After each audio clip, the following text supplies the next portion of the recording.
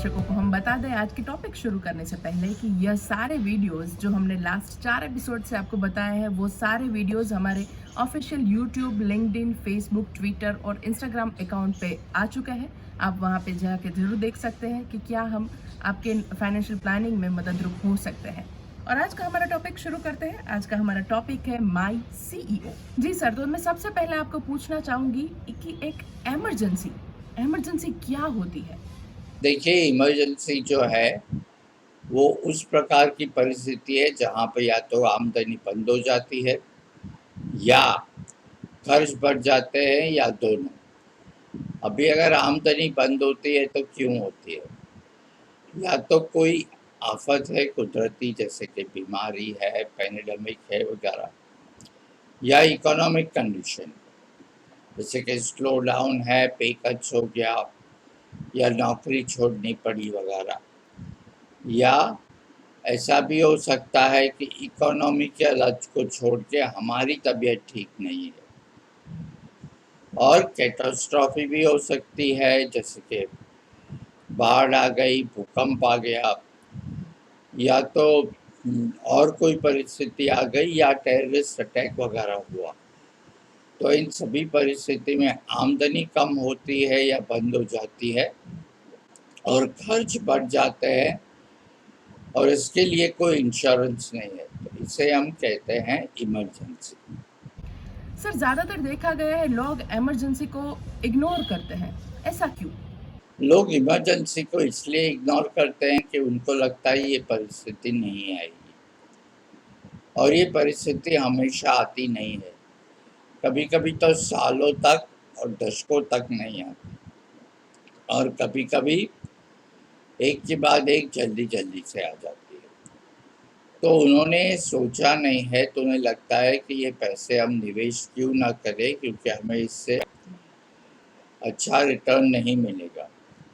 तो उसके लिए, क्योंकि परिस्थिति हमेशा नहीं होती, लोग इसके बारे में सोच नहीं पाते, कॉम्प्रिहेंड नहीं कर पाते और फिर लापरवाह हो जाते। इमरजेंसी हर व्यक्ति की कैसे अलग अलग हो सकती है? जानवी जी, परिस्थिति इमरजेंसी की अलग अलग हो सकती है। एक तो इमरजेंसी की तैयारी कैसी है, दूसरा फैमिली के खर्च कैसे है, तीसरा आपकी खुद की परिस्थिति। आप रिटायर्ड हो तो आपको ज़्यादा इमरजेंसी फंड रखना है। आप रूटीन कामकाज करते हो तो 3 महीने का इमरजेंसी फंड सफिशिएंट है। कोई कोई लोग ऐसे होते हैं जिनकी आमदनी कंसिस्टेंट नहीं होती, जैसे कि कोई मॉडलिंग में है, फोटोग्राफी में है, फ्रीलांसर्स है, तो उनकी परिस्थिति, उनकी आमदनी ज़्यादा कम होती है। तो नॉर्मली हम 3 महीने का रिजर्व कहते हैं इमरजेंसी के लिए, आपका जो भी मासिक खर्च है उससे। रिटायर्ड लोग 6 से 7 महीना रख सकते हैं, और अगर आपकी आमदनी, आपकी इनकम कंसिस्टेंट नहीं है तो 8 या 9 महीना भी रख सकते हैं। लेकिन एक ध्यान रहे, बहुत ज़्यादा इमरजेंसी फंड रखने से पैसा आपके लिए कमाएगा नहीं, आपके रिटर्न्स पे इम्पैक्ट पड़ेगा।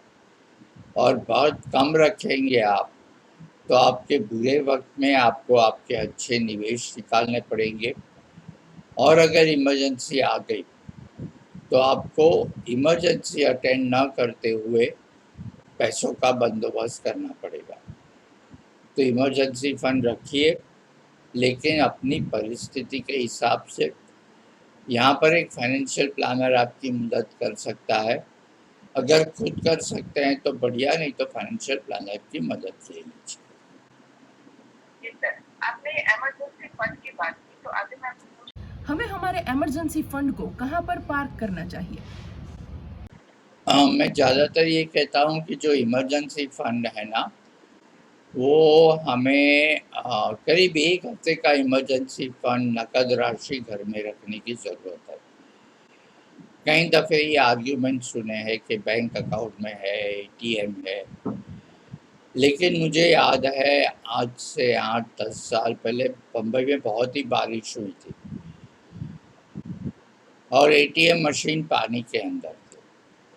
अभी ऐसी परिस्थिति में अगले दिन सब्जियाँ, दूध, अगर कोई नॉनवेज खाता है ऐसा कुछ है तो अंडे, वो सब तो लेना ही है। तो उसके लिए नकद राशि, बाकी जो पैसे हैं वो savings bank link to fix deposit कर दे। और एक ख्याल रहे कि फैमिली के सभी लोगों को इसके बारे में पूरी जानकारी हो। तो जी बहुत धन्यवाद ये सारी जानकारी देने के लिए। दर्शकों को बता दें कि अगर आपको ये वीडियो पसंद आया है तो हमें कमेंट बॉक्स में ज़रूर बताएं। हमारे चैनल को लाइक और सब्सक्राइब करना ना भूलें और इसको ज़्यादातर ज़्यादा शेयर भी करें ताकि जैसे आपको ये मददरूप हुआ है वैसे अन्य को भी ये मददरूप हो सके। अगले एपिसोड में हम जल्दी लौटेंगे एक नए टॉपिक